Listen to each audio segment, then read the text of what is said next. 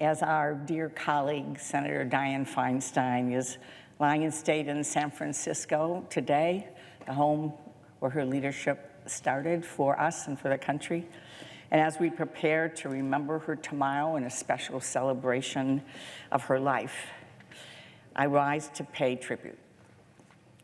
Tribute to an incredible leader and my dear friend who dedicated her life to serving the people of California and the nation. Perhaps leader isn't strong enough.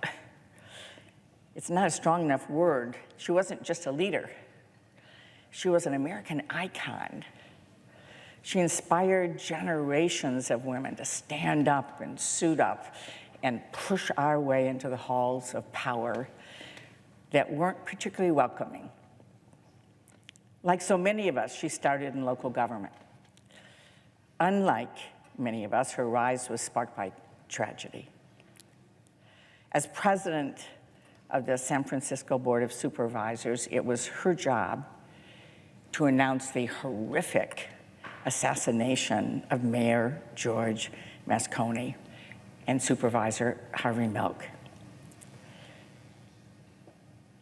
She was heartbroken, but she was also calm, she was determined, and she vowed that her grieving city would recover and rebuild.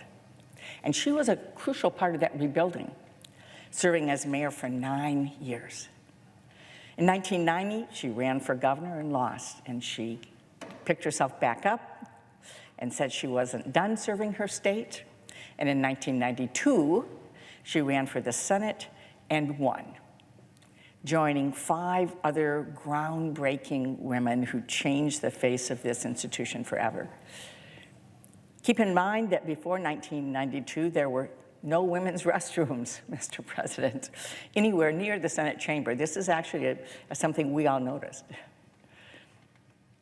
Through sheer determination and a lot of hard work, she rose to become the highest-ranking Democrat on the Senate Judiciary Committee and chairwoman of the Senate Intelligence Committee. Through her leadership, she left her mark on this institution over and over again in so many ways. She was a fierce and courageous advocate for common sense gun laws, as our presiding officer is as well, including the 1994 assault weapons ban signed into law by President Clinton. That legislation alone saved so many lives from gun violence during the 10 years that it was law. And I so wish that it had been able to be continued permanently. And she stood up for American values when she led the years-long investigation into allegations that the CIA had used torture against terrorism suspects. Despite CIA and White House objections, Senator Feinstein courageously chose to publicly release what is known as the torture report. It was such an historic moment that it was even turned into a major motion picture starring Adam Driver and Annette Bening as Senator Feinstein.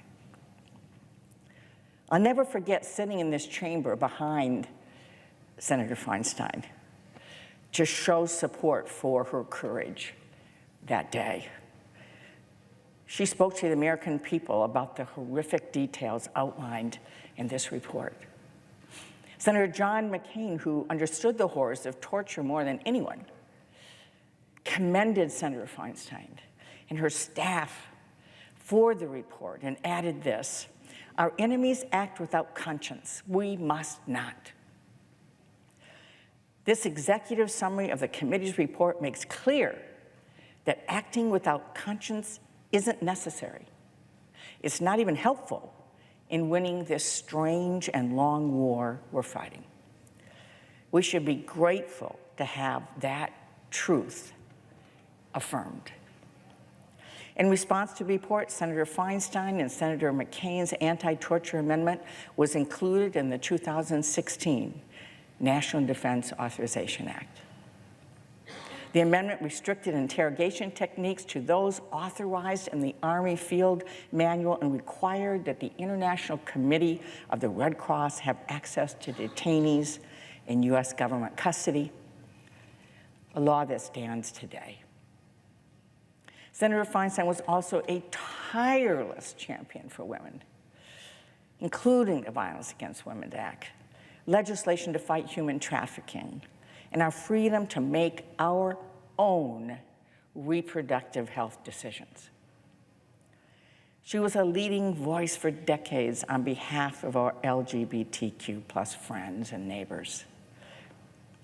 And she fought to protect California's forests and water infrastructure. Beyond her many, many accomplishments, she was also my friend, and I so enjoyed hearing the stories from colleagues in the last number of days about her. Yes, Mr. President, I too have a seersucker suit that she bought for each of us to make sure that the women of the Senate could participate in Seersucker Suit Day. Yes, I also have a piece of art.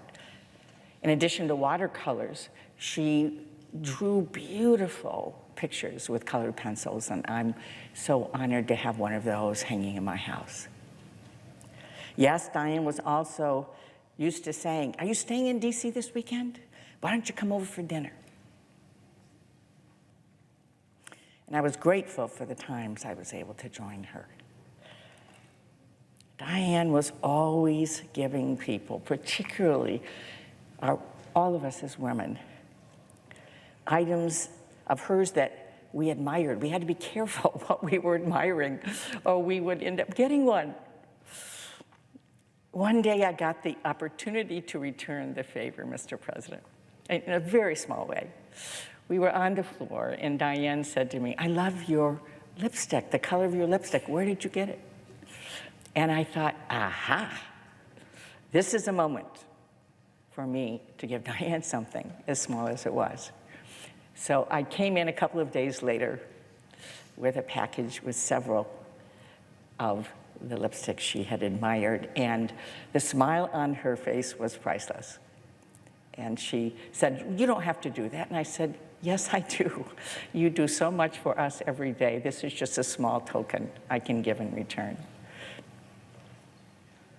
Senator Feinstein once said this: "Women have begun to see that if I go through the doorway, I will take everybody through it."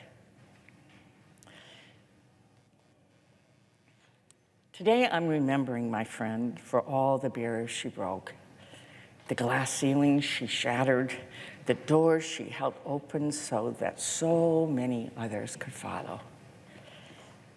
May her memory be a blessing to her family, the people of California, and all of us who are feeling her loss.